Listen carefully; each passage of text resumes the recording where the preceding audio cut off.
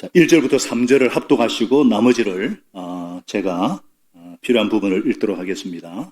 우리 11장 1절부터 3절까지 합독할까요? 함께 읽겠습니다. 시작. 내가 그리스도를 본받는 사람이 된 것 같이 여러분은 나를 본받는 사람이 되십시오. 여러분이 나를 모든 면으로 기억하며 또 내가 여러분에게 전해준 대로 전통을 지키고 있으니 나는 여러분을 칭찬합니다. 그런데 각 남자의 머리는 그리스도요, 여자의 머리는 남자요, 그리스도의 머리는 하나님이신 것을 여러분이 알기를 바랍니다. 남자가 머리에 무엇을 쓰고 기도하거나 예언하는 것은 자기 머리를 부끄럽게 하는 것입니다. 그러나 여자가 머리에 무엇을 쓰지 않는 채로 또 기도하거나 예언하는 것은 자기 머리를 부끄럽게 하는 것입니다. 그것은 머리를 밀어버린 것과 꼭 마찬가지입니다.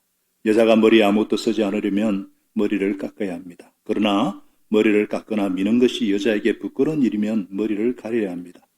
그러나 남자는 하나님의 형상이요 하나님의 영광이니 머리를 가려서는 안 됩니다. 그러나 여자는 남자의 영광입니다. 남자가 여자에게서 난 것이 아니라 여자가 남자에게서 났습니다. 또 남자가 여자를 위하여 지으심을 받은 것이 아니라 여자가 남자를 위하여 지으심을 받았습니다. 그러므로 여자는 천사들 때문에 그 머리에 권위의 표를 지니고 있어야 합니다. 그러나 주님 안에서는 남자 없이 여자가 있지 않고 여자 없이 남자가 있지 않습니다. 여자가 남자에게서 난 것과 마찬가지로 남자도 여자의 몸에서 났습니다. 그리고 모든 것은 다 하나님에게 났습니다. 같이 읽겠습니다. 여러분은 스스로 판단하여 보십시오. 여자가 머리에 아무것도 쓰지 않은 채로 하나님께 기도하는 일이 마땅한 일이겠습니까? 오늘 질서의 하나님이라는 제목으로 우리 노정수 목사님 말씀을 전하겠습니다.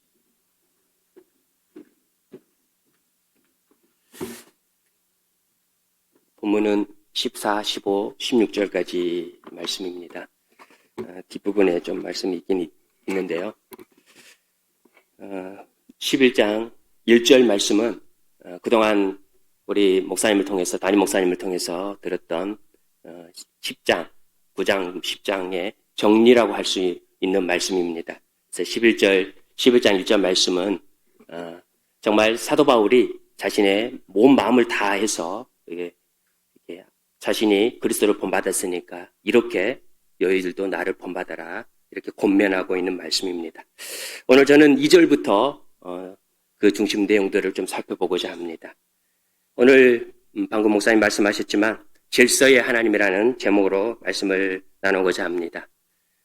요즘 제가 신대원에서 여러 목사님들과 많은 대화를 하고 있습니다. 그중에 몇몇 이야기가 저에게 고민이 되어서 함께 좀 소개를 하고자 합니다. 개척교회를 하신 어떤 목사님이 계셨습니다. 하신 지가 그렇게 오래되지는 않았지만 성도의 수가 그렇게 많지는 않습니다. 그런데 어떤 성도님이 그 목사님께 이런 말씀을 하였다 합니다. 목사님, 제가 예배에 참석하지 않으면 성도가 없으니까 목사님 얼굴 봐서 제가 예배를 드려주겠습니다. 또 어떤 목사님은 성도님께 예배 드릴 때 거룩하고 질서 있게 드려야 합니다, 이런 말씀을 이제 설교회 중에 하니까 어떤 성도님이 목사님께 대뜸 이렇게 반감을 가지고 말을 했답니다. 목사님, 무슨 지금 구약 시대입니까? 그래서 제사를 드리는 그런 시대입니까? 천주교처럼 제의적인 그런 예배를 드린 겁니까?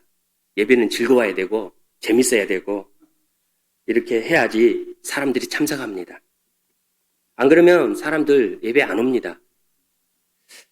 저는 이 이야기를 들으면서 좀 고민이 되었습니다.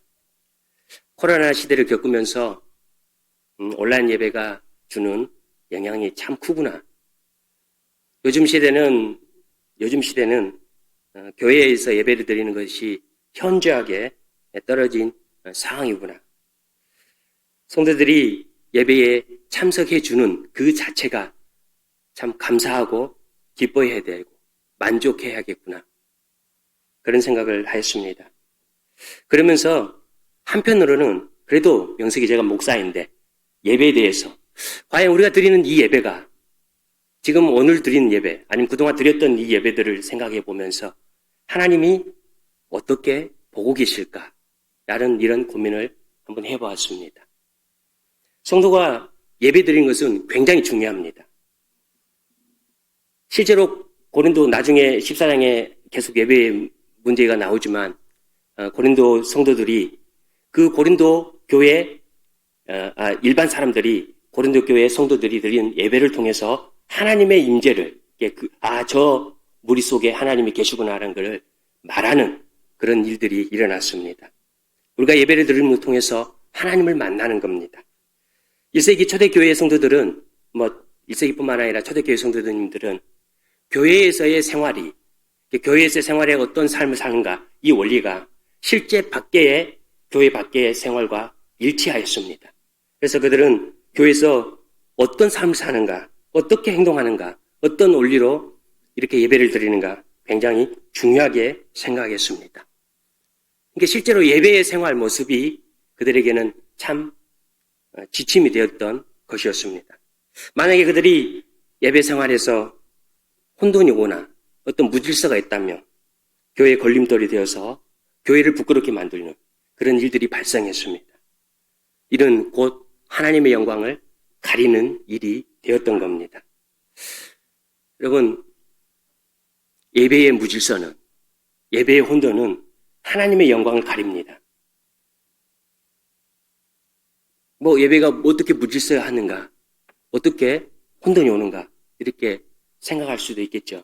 그러나 실제로 당시 고린도 교회에 이런 문제가 발생했습니다. 고린도 교회 안에 무질서한 문제가 여러 가지로 발생했습니다. 이제 11장, 12장, 13장, 14장 내용에서 그 내용들이 많이 이제 이야기가 되어질 것입니다. 오늘 본문에도 그런 이야기가 나옵니다. 오늘 본문은 이렇게 볼 수가 있습니다. 교회 예배에서 여성들이 머리에 못을 쓰고 예배를 드리는가 아니면 쓰지 않고 예배를 드리는가 이런 문제입니다. 자, 이 문제는 그냥 지금 우리 생각하면 아무런 문제가 되지 않을 수도 있습니다. 그러나 당시에서는 이 문제가 굉장히 교회를 혼란스럽게 하는 그런 일이었습니다. 본래 이제 유대교라는 그 단체는 남자와 여자가 한 공간에 같이 예배를 드릴 수 없었습니다. 우리 이제 조선시대 모습을 보면 알 수 있겠습니다.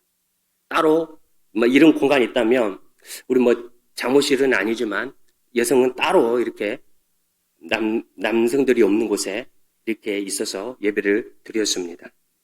그런데 사도 바울이 전해주는 전통에 의해서 이게 사도 바울이 전해준 복음을 위해서 복음 때문에 이제 기독교는 유대교와 달리 여자, 남자가 차별이 없이 구별이 없이 지금 우리처럼 이렇게 한 공간에서 또 그것도 따로 드는 게 아니라 같은 자리에서 같이 이렇게 예배를 볼 수가 있게 되었습니다. 그뿐만 아니라 여성들도 이제 마음 놓고 기도도 할 수 있고 또 예언도 할 수 있고 예언은 어떤 면은 이제 말씀을 가르치는 것이라 할 수 있는데 그런 사역, 교회 사역을 적극적으로 할 수 있게 되었습니다. 이게 사도 바울이 전해주는 복음의 굉장히 큰 은혜였습니다. 2절에 보면 사도 바울이 칭찬하는데 내가 전해준 전통을 너희가 잘 지켜서 그대로 지켜서 칭찬하는데 바로 그런 내용이었습니다. 고린도 교회가 그렇게 복음 안에서 차별 없이 정말 하나라는 그런 은혜 가운데 예배를 드렸던 겁니다. 그런데 바로 이런 상황에서 한 가지 문제가 발생하였습니다. 당시 사회에서 여성은 머리에 여성이라는 표시로 머리에 뭐를 쓰고 있었습니다. 이 머리를 쓰고 있으면 저분은 여성이구나. 옷도 남자와 비슷하게 입었던 경우도 있었습니다. 그러니까 여성의 머리에 모든 표시로 여성이었습니다. 그런데 이게 귀찮아서 그런 건지 여러분 우리가 코로나 시국에 마스크를 써봤습니다. 마스크 쓰는 거 굉장히 귀찮죠? 그래서 써야 되는데 어떤 분은 죄송합니다. 저도 그랬지만 마스크를 잘 안 씁니다. 아마 이 여성분들이 머리에 뭔가를 쓰면 너무 귀찮아서 그랬는지, 아니면 방금 말씀드렸던 것처럼 복음 안에서 이제 자유가 있으니까, 복음 안에서 자유가 있으니까 그 자유가 자유롭게 돼야 되는데 이걸 남용해서 그랬는지 모르지만 쓰지 않고 오늘처럼 이런 예배당에 와서 예배를 드렸습니다. 그러면서 또 한 가지가 있었습니다. 어떤 이는 방금 기도도 하고 예배도 드린다 이렇게 말씀드렸잖아요. 꼭 무당이 하는 것처럼, 신접한 어떤 무당이 하는 것처럼 긴 머리를 이렇게 막 흐트러뜨리면서 막 이렇게 막 기도하고 예배드리는 그런 행동도 하였던 겁니다. 본래 사도 바울이 사도행전 17장에 나오지만 아테네 교회를 아테네 가서 복음을 전하고 그 다음에 고린도 교회 가서 복음을 전하는데요. 아테네가 어떤 도시였냐? 굉장히 많은 신전이 있었습니다. 고린도 지역도 마찬가지였습니다. 고린도 지역에 가보면 신전이 굉장히 많았습니다. 신전이 많으면 거기에 무엇이 있었냐면 여자 선지자들, 그러니까 그 신전, 우상을 섬기는 그 신전에 여자 선지자들이 있었습니다. 이 여자 선지자들이 뭐 신접을 받으면, 무슨 예언을 받으면 어떻게 했느냐? 머리를 흐트리면서, 긴 머리를 흐트리면서 이렇게 제가 무당이 강무 이렇게 신접을 받으면 어떻게 되나요? 막 흔들면서 막 이렇게 하잖아요. 그런 행동을 당시에 그 신전에서 그런 모습을 보였다고 합니다. 그런데 그런 모습이 당시 교회 안에서 보여진 겁니다. 이러면 어떻게 될까요? 교회 안에서 신접한 무당 같은 행동이 일어나고, 그럼 어떻게 되겠습니까? 교회가 무질서해집니다. 교회가 혼란이 옵니다. 외부 사람들이 봤을 때, 교회 밖의 사람들이 봤을 때, 저 집단은 뭔가 꼭 광기 들리는 그런 사람들처럼. 그리고 나중에 조금 말씀드리겠지만 창녀들이 그런 행동을 좀 했는데 뭐 저 집단은 창녀 집단과처럼 그렇게 보이는 오해를 할 수 있게 되었습니다. 복음 안에서의 자유가 오히려 교회를 지금 어지럽게 만든 겁니다. 이게 하나님의 영광을 가리는 일이었습니다. 이 이야기를 사도 바울이 전해 들었습니다. 사도 바울이 이 이야기를 전해 듣고 얼마나 가슴이 아팠겠습니까? 자신이 전해서 자유롭게 그러니까 복음의 자유를 이렇게 선포했는데 오히려 그 복음의 자유가 교회를 혼란스럽게 만드니 굉장히 마음이 아팠습니다. 그래서 이 문제를 해결해야 했습니다. 그래서 사도 바울은 교회의 덕을 위해서, 교회가 바르게 서기 위해서 뿐만 아니라 하나님의, 지금 근본적으로 하나님의 영광을 위해서, 지난주 우리가 하나님의 영광을 무엇을 먹든지 마시든지 모든 걸 하나님의 영광을 해라. 그 다음 구절에 보면 10장 32절 구절 말씀에 보면 유대인에게 헬라에게나 뿐만 아니라 교회에서도 걸림돌이 되지 말라. 이런 말씀을 합니다. 유대인, 헬라인은 밖의 사람을 가리킨 거예요. 외부 사람들. 교회에서도 걸림돌이 되지 않도록. 사도 바울은 바로 이 문제를 이렇게 해결하는 겁니다. 그래, 하나님의 영광을 위해서, 교회의 덕을 위해서, 그냥 당시에 사회 통념상 사회적으로 그냥 지키고 있었던 그 일, 여성들이라면 머리에 뭐를 쓰고 이렇게 예배드리는 그 일을 그대로 하도록 해야 되겠다. 그래서 오늘 그렇게 사도 바울은 여성들에게 그렇게 머리에 쓰고 예배를 드리도록 권면하고 있습니다. 오늘 우리가 볼 수 있는, 오늘 본문을 표면상으로 볼 수 있는 내용이라고 할 수 있습니다. 이 본문에서 우리는 한 가지 생각해 볼 수 있는 문제가 있습니다. 예배드리는 문제. 저는 이렇게 생각해 보았습니다. 우리가 드리는 예배가, 교회에서 드리는 예배가 하나님의 영광을 가릴 수도 있겠구나. 오늘 본문을 보니까 예배를 드렸는데 하나님의 영광을 가려버리는 거예요. 우리가 드리는 예배가 하나님께 예배를 드리는데 오히려 이게 영광이 가려버리면 과연 그걸 하나님 어떻게 보실까? 우리는 그렇게 기도합니다. 하나님 홀로 영광 받으십시오. 많은 대표기도 하신 분들이 그렇게 기도하잖아요. 이 예배 하나님 홀로 영광 받으십시오. 그렇게 기도하고 또 이 예배 속에 하나님이 지금 임재한다고 하나님의 만나기 위해서 이렇게 우리가 예배를 드리러 옵니다. 그런데 만약에 이 예배를 무질서하게 드리고 혼돈 예배, 혼란스럽게 이렇게 예배를 드린다면 하나님이 기뻐하시는 예배가 될까? 그런 생각을 해보게 되는 겁니다. 성도님들 진짜 예배에 참석하는 것은 굉장히 훌륭한 일입니다. 바쁜 세상에 이 주일에 세상 사람들은 저 멀리 휴가를 떠나고 특별히 5월달에는 정말 쉬는 날이 많던데 저도 쉬고 싶은데 한 번도 못 가고 어쨌든 간 이럴 때에 제 친구들이 계속 연락이 옵니다. 좀 쉬자고. 안 된다. 예배 드려야 된다. 이번 주는 또 말씀 전개해서 더 바쁘다. 이렇게 했는데요. 이런 시대에 하나님께 예배 드리는 거, 주일날 예배 드리는 거 굉장히 우리가 잘하고 훌륭한 일이라 생각됩니다. 그러나 예수님은 이렇게 말씀하셨습니다. 요한복음 4장 23절, 24절 말씀에 우리 이 말씀을 같이 한번 한 목소리로 읽어보겠습니다. 같이 한번 읽겠습니다. 시작. 참되게 예배를 드리는 사람들이 영과 진리로 아버지께 예배 드릴 때가 온다. 지금이 바로 그때이다. 아버지께서는 이렇게 예배를 드리는 사람을 찾으신다. 하나님은 영이시니 그러므로 하나님께 예배 드리는 사람은 영과 진리로 예배를 드려야 한다. 참된 예배 드리는 사람들. 그러면 참되게 드리지 않는 사람도 있다는 뜻입니다. 참되게 예배 드린 사람들을 하나님은 찾으신다 합니다. 그러면 참되게 드리게 예배 드리는 사람은 누군가? 하나님 안에서, 성령 안에서, 진리인 말씀 안에서 예배를 드리는 사람이다. 예수님은 그렇게 말씀하십니다.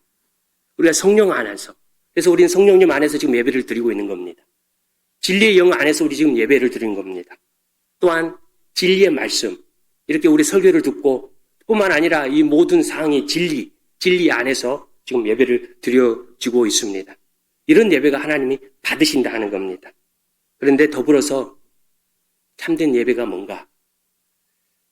예배의 자세, 예배의 태도, 무질서하게 드리지 않는 예배, 이게 오늘 우리에게 가르쳐주는 하나의 또 내용입니다.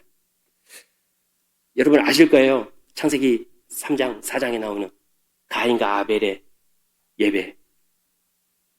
아벨의 예배를 받으셨다. 가인의 예배는 받으시 않으셨다. 둘 다 동일하게 예배를 드렸습니다. 그런데 왜 하나님이 가인의 예배를 받으시 않으시고 아벨의 예배를 받으셨을까? 히브리서는 믿음으로 드렸기 때문에 그렇게 말씀을 표현합니다. 믿음으로 드려진 예배였기 때문에 이렇게 말을 합니다. 그런데 거기에 보면 하나님이 아벨의 제사를 받은 이유 중에 하나가 뭐냐면 아벨의 제사뿐만 아니라 제물뿐만 아니라 아벨 자체를 받으셨다 이렇게 표현합니다. 아벨을 받으신 겁니다. 아벨이 어떤 자세로 드렸을까요? 믿음으로 들었고 그 마음의 태도, 마음을 하나님께 드려진 예배, 마음 자세. 뿐만 아니라 오늘 조금 표현을 해보면 옷차림. 옷차림도 굉장히 중요한 것 같아요. 외모에 이르게 하는 거. 만약에 이렇게 예배 드리는데 죄송스러운 말이지만 우리 여성분들이 비키니를 여기 입고 여기 예배를 드렸다. 그러면 어떨까요? 저는 눈이 그렇게 갈 겁니다.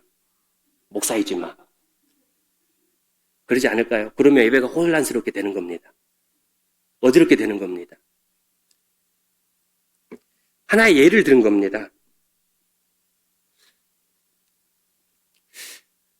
죄송스럽지만 예배에 지각하는 건 어떨까요? 저는 농담삼아 이런 말을 합니다. 복음서에 보면 슬기로운 다섯 처녀, 그 다음에 미련한 다섯 처녀 이야기가 나오잖아요. 그럼 나중에 천국문이 딱 닫힐 때 슬기로운 다섯 처녀는 들어가고 미련한 여섯 처녀는 들어가지 못합니다. 문이 닫혀버리잖아요. 문이 닫힐 때 미련한 여자는 막 기름을 빨리 가서 했는데 지각합니다. 지각. 기름을 구해왔습니다. 지각했습니다. 지각하다 보니까 천국문이 닫혀버렸습니다. 우리에게는 하나님의 은혜가 한없이 넓으셔서 그러지는 않겠지만 하나님께 드려진 예배를 통해서 우리가 하나님을 만납니다. 그러면 어쩌면 시간도 지키는 것이 중요하지 않을까 이렇게 생각해 봅니다. 우리가 예배를 무질서하게 드리지 않은 것, 질서 있게 예배 드리는 것, 하나님이 기뻐하시는 일입니다. 하나님은 무질서의 하나님이 아니시라 질서의 하나님이시기 때문에 그렇습니다. 우리 모두가 질서 있는 예배를 드릴 수 있기를 소망합니다. 예배의 생활에서 이렇게 참여하는 것뿐만 아니라 경외심으로 드려지는 예배, 하나님이 참으로 기뻐하실 거라 믿습니다. 자, 그런데 오늘 본문의 내용을 좀 돌아가 보면, 자, 우리는 지금 머리에 아무것도 쓰지 않습니다. 그렇잖아요? 이제 아무것도 쓰지 않아요. 당신은 써야 했지만, 사도 바울이 권면에서 써야 됐지만, 예배 때 뭔가를 쓰지 않는다고 누가 뭘 하지 않고, 지금 이렇게 여성분들이 뭐 안 한다고, 이렇게 쓰고 오지 않다고 무질서하지 않잖아요. 지금 여전히 캐톨릭에서, 천주교에서, 또 유대교에서 이렇게 머리에 면사포 같은 거 쓰고 있기는 합니다. 저도 썼습니다. 알아보신 분들은 알아보십시오. 저도 쓰고 다닙니다. 저도 쓰고 예배를 드립니다. 굉장히 많이 사실은 불편합니다. 머리에 뭘 쓰는 것이. 근데 저는 예배의 질서를 위해서 여러분이 저를 보고 이렇게 방해받지 않도록 쓰고 오늘 예배를 드린 겁니다. 제가 축구할 때는 안 쓰고 다닙니다. 어쨌든간 머리에 지금 뭔가를 쓰지 않아도 우리가 예배 생활에서 아무런 지장이 없습니다. 그러면 이 사도 바울이 주는 오늘 권면의 말씀이 그러면 이제 더 이상 우리에게 시대가 이제 변했으니까 그럴까요? 사도 바울은 고린도전서뿐만 아니라 다른 복음서도 많이 적었습니다. 또 고린도전서는 비록 편지였지만 성경이 이렇게 말합니다. 성령님의 감동에 의해서 쓰여진 책이다. 이 표현은 하나님의 말씀이란 뜻입니다. 하나님의 말씀이라는 것은 변치 않습니다. 하나님의 말씀은 보편 진리가 아니라 절대 진리인 겁니다. 보편 진리한 것은 시대에 따라서 변할 수 있는 것이 보편 진리고 절대 진리는 변하지 않는 겁니다. 사도 바울이 오늘 주는 말씀 속에는 어떤 표면적으로 이렇게 바뀔 수도 있지만 그 안에 절대 진리가 담겨 있다는 겁니다. 그게 뭘까? 그게 뭘까?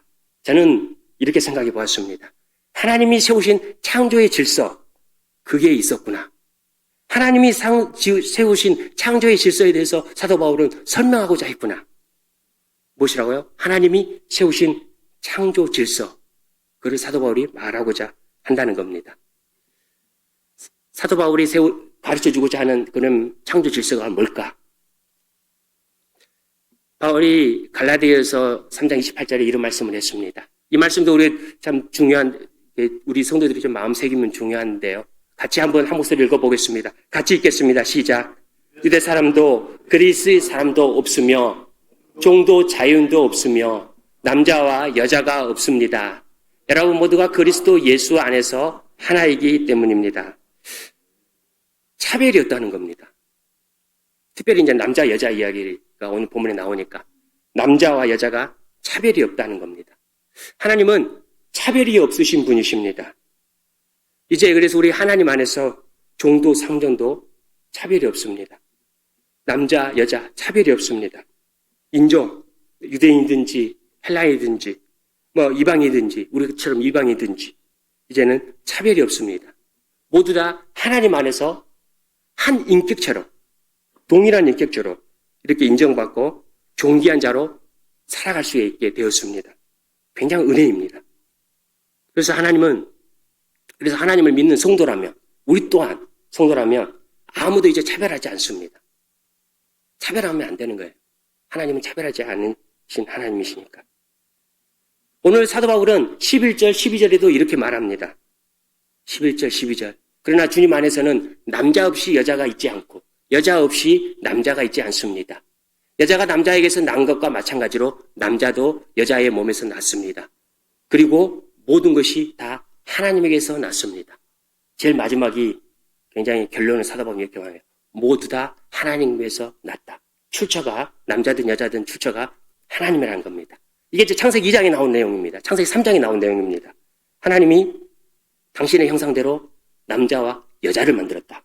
남자와 여자를 만들었다. 이렇게 표현합니다. 남자든 여자든 하나님에 의해서 이렇게 창조되었습니다. 그렇기 때문에 남자와 여자는 근본적으로 차별이 없습니다. 이게 창조 질서라는 겁니다. 차별이 없어. 하나님 안에서 차별이 없다는 것이 첫 번째 하나님이 가르치고자 하는 창조 질서입니다. 그러나 사도 바울은 오늘 본문에서 한 가지를 더 말하고 있습니다. 그럼에도 불구하고 하나님이 유기적인 어떤 질서를 세워주셨다. 이 단어가 중요합니다. 유기적인 어떤 질서. 유기적인 어떤 창조 질서를 세우셨다. 3절에 이렇게 말씀합니다. 3절. 그런데 각 남자의 머리는 그리스도요. 여자의 머리는 남자요. 그리스도의 머리는 하나님인 것을 여러분이 알기를 바랍니다. 우리 아까 신앙 고백했습니다. 삼위일체에 대한 신앙 고백을 했습니다. 하나님과 그리스도는 어떤 관계이시죠? 여러분 아시잖아요. 삼위일체. 본체가 같은 분이십니다. 본체가 같다는 것은 동등된 거예요. 그러시잖아요. 그래서 우리가 신앙 고백 그렇게 합니다. 삼위일체라는 뜻이 그런 겁니다. 그런데 오늘 본문에 보니까 뭐라요? 그리스도의 머리는 하나님이시다. 이렇게 표현합니다. 그러면 지금 이 표현이 사도 바울의 표현은 어떤 우월의 관계를 말하고자 하는 것이 아니라는 것을 알 수가 있습니다. 본래 머리라는 뜻은 헬라어로 케팔레라는 단어인데요. 통치, 권위, 지위, 출처, 지식 이런 의미가 담겨 있습니다.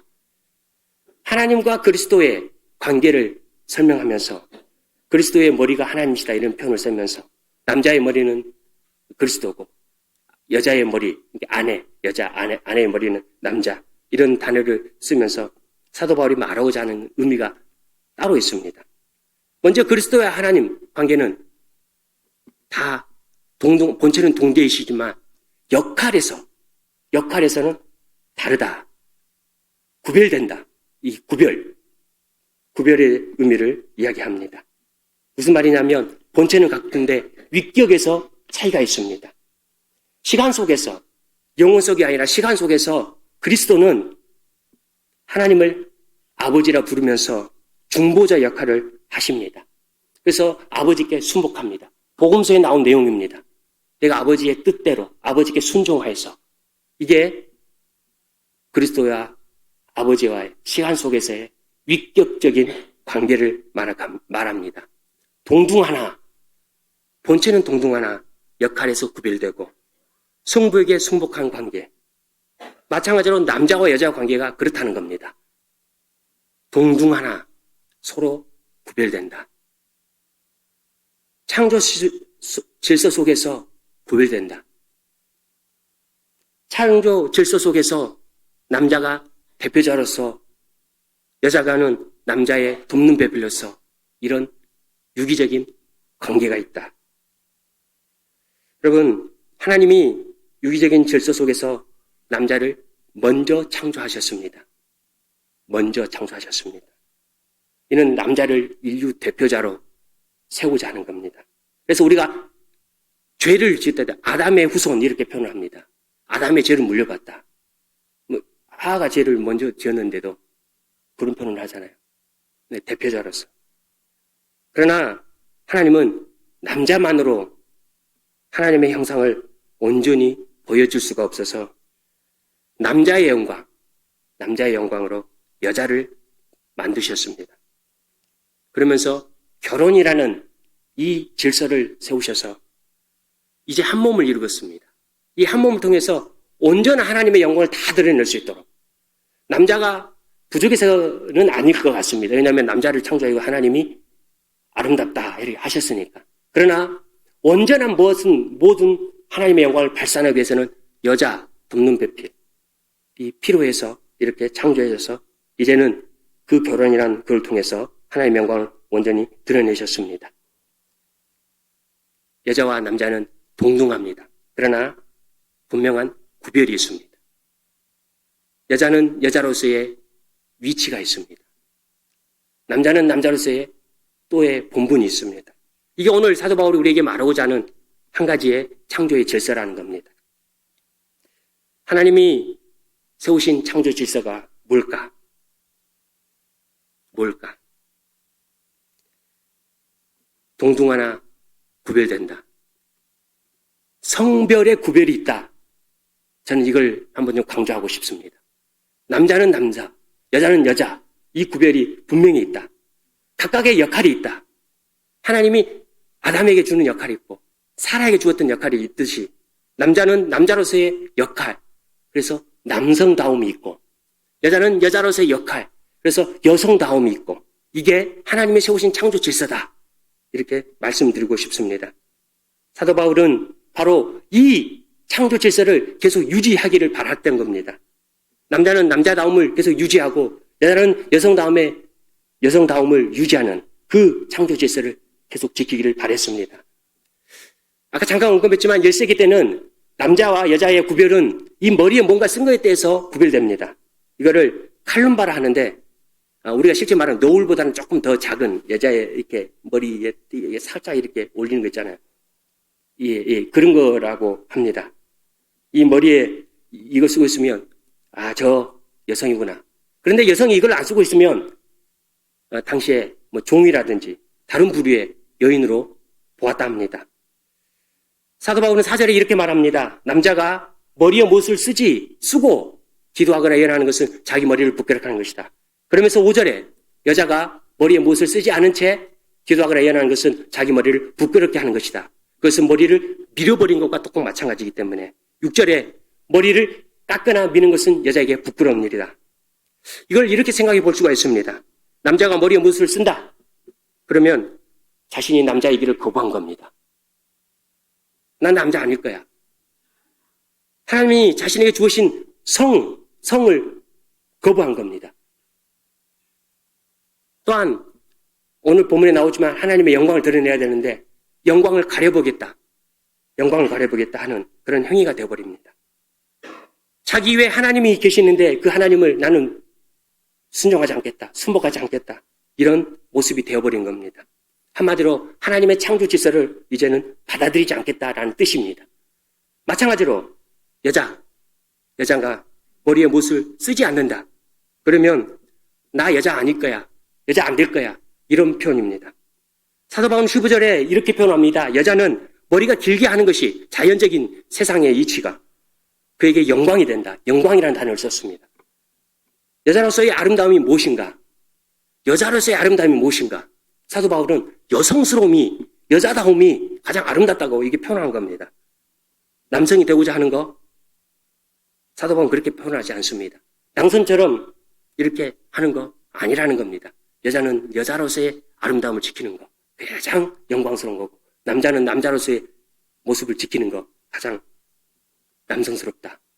여자인데 머리에 뭔가를 썼다. 조금 전에 말씀드렸습니다. 그러면 당시에는 종이나 창녀처럼 취급당했습니다. 예를 들면 남편과 아내의 관계가 있습니다. 신명기에도 나오지만 간음죄를 범하면 여자가요 머리를 짧게 깎아야 됩니다. 매춘부처럼 밀어버립니다. 이 표현이 이제 머리를 쓰지 않는 표현과 같다고 사도 바울이 오늘 말했습니다. 그러면 뭐 여자가 이렇게 머리를 깎아버리면 나는 매춘부다, 나는 간음을 정했습니다. 자, 이겁니다. 간음이 뭡니까? 여자와 남편과 아내의 관계에서 자신 남편을 내 남편 아닐 거야, 내 취급 안 할 거야, 남편의 권위를 인정하지 않는 겁니다.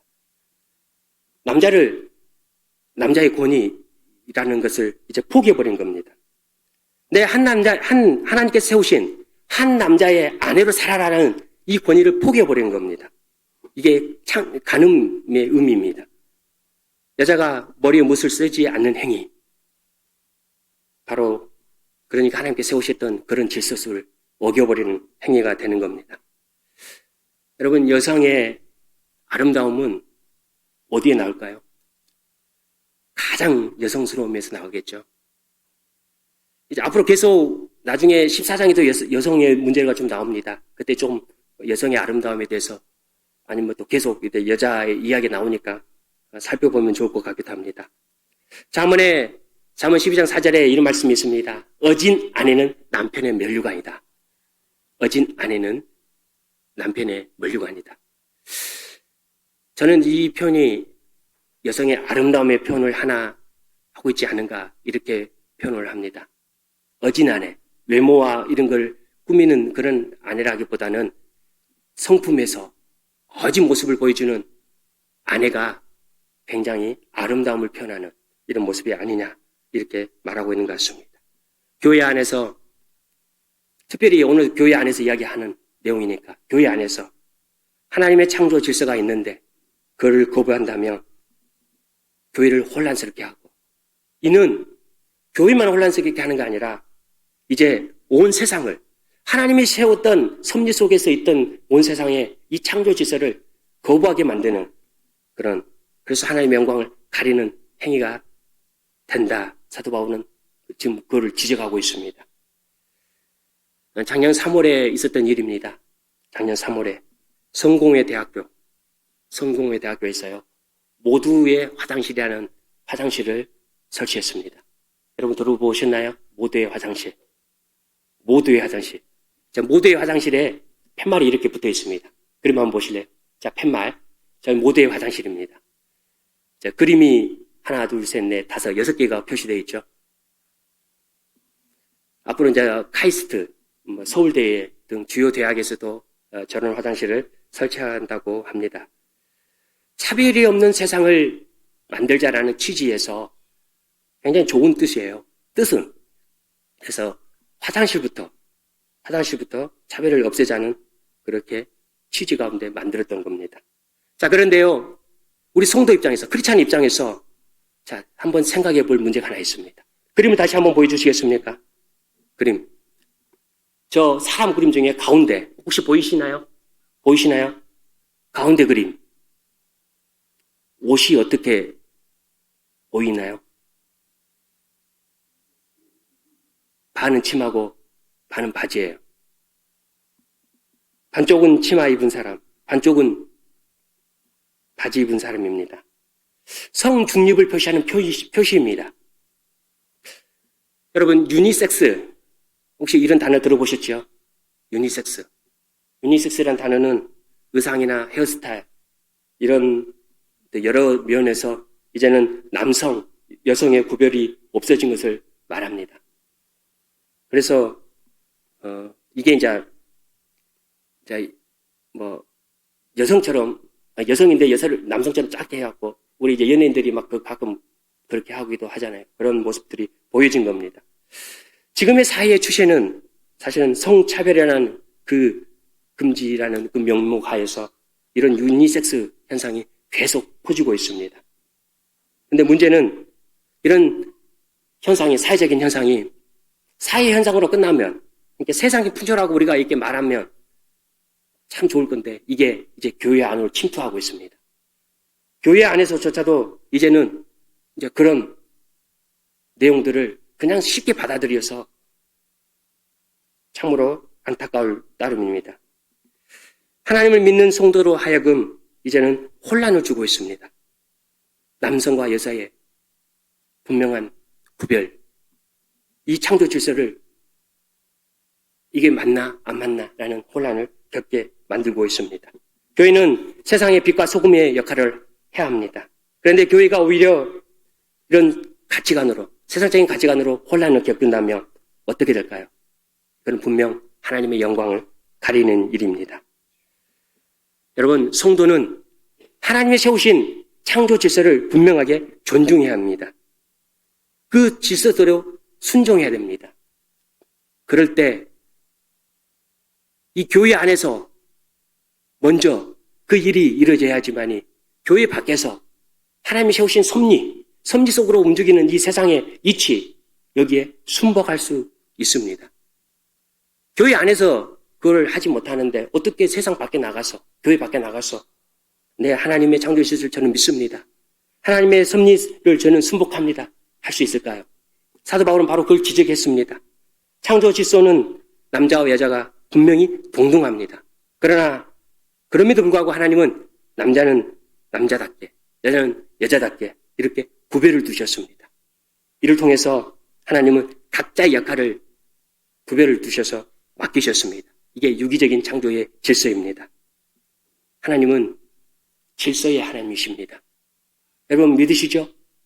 이 세상에 질서 없이 돌아가면 세상은 정말 엉망입니다. 창세기 1장 2절에 하나님이 제일 처음에 이런 표현을 썼습니다. 혼돈하고 어둠이 가득 찼다. 무질서했다. 거기에 하나님 질서를 찾아면서 6일 동안 다 창조하셨고 7일째 쉬셨습니다. 하나님의 창조 질서를 지킨다는 것은 여러분 안식일을 그렇게 지키는 것. 지금 표현하면 주일을 그렇게 지키는 겁니다. 하나님이 질서를 6일을 열심히 일해라. 그리고 하루를 쉬어라. 이게 하나님의 질서였습니다. 성도는 마땅히 하나님이 세우신 창조의 질서를 지켜야 합니다. 세상의 상황 논리가 아니라 세상의 가치관이 아니라 성경을 절대 진리로 믿는다면 성경이 말하는 그 진리의 기초에서 이제는 아름답게 살아갈 필요가 있습니다. 남자는 남자다움을 보여주고 여자는 여자다움을 보여주는 그런 모습으로 하나를만 생각하고 마치겠습니다. 여성의 아름다움이 뭘까? 오늘 여성의 이야기가 좀 많으니까. 여성의 긴 머리의 아름다움. 저는 복음서에서 한번 찾아봤습니다. 복음서에서. 혹시 막달라 마리아 아십니까? 들어보셨죠? 막달라 마리아가 향 옥합을 깨뜨려서 예수님께 그 향유를 부으시고 그 다음에 긴 머리로 예수님의 그 발등상을 닦으셨습니다. 얼마나 아름답습니까? 아름답지 않으세요? 여성분님들 아름다우십니다. 정말 아름다운 모습입니다. 긴 머리가 얼마나 아름다운 모습. 우리 주님을 그렇게 아름답게 그래서 예수님은 평생 기념바라고 했던 겁니다. 여성의 아름다움은 이 여성의 아름다움이 분명히 있습니다. 우리 모두가 창조 질서 속에 순복할 수 있기를 소망합니다. 이게 남성은 남성으로 사는 것, 여성은 여성으로 사는 것. 그러면서 하나님께 정말 모든 나를 지으신 하나님께 하나님의 섭리 속에서 살아가는 모습이라 할 수 있습니다. 그런 모두가 될 수 있기를 예수님으로 축원드립니다. 아멘. 기도하겠습니다. 하나님 아버지 참으로 감사합니다. 우리가 하나님께 드리진 예배가 얼마나 복된지 감사합니다. 매주 드리진 예배이지만 이곳에 임재하셔서 우리를 만나주신다는 사실을 기억하면서 질서 있게 하나님께 예배 드릴 수 있도록 은혜를 다하여 주십시오. 우리의 마음과 우리의 모든 면에서 질서가 있게 해주시고 뿐만 아니라 예배 드리는 태도에서도 하나님 질서가 있게 우리를 성찰할 수 있도록 도와주십시오. 그래서 하나님 기뻐하시는 예배를 드리고 뿐만 아니라 이제 우리의 그런 예배의 모습이 실제 삶에서도 드러날 수 있도록 도와주십시오. 하나님뿐만 아니라 하나님이 세우신 남성과 여성의 이 창조의 질서를 잘 기억하면서 세상이 어떠하든 세상이 어떻게 가든 그 채널에서 분명한 그런 정체성 가운데 믿음으로 살 수 있도록 그렇게 여성은 여성의 역할, 남성은 남성의 역할을 최선을 다해 살아가면 아름다움을 살 수 있도록 우리에게 복 주시옵소서. 우리 모두를 복을 줄 줄 믿고 감사하며 예수님의 이름으로 기도합니다. 아멘.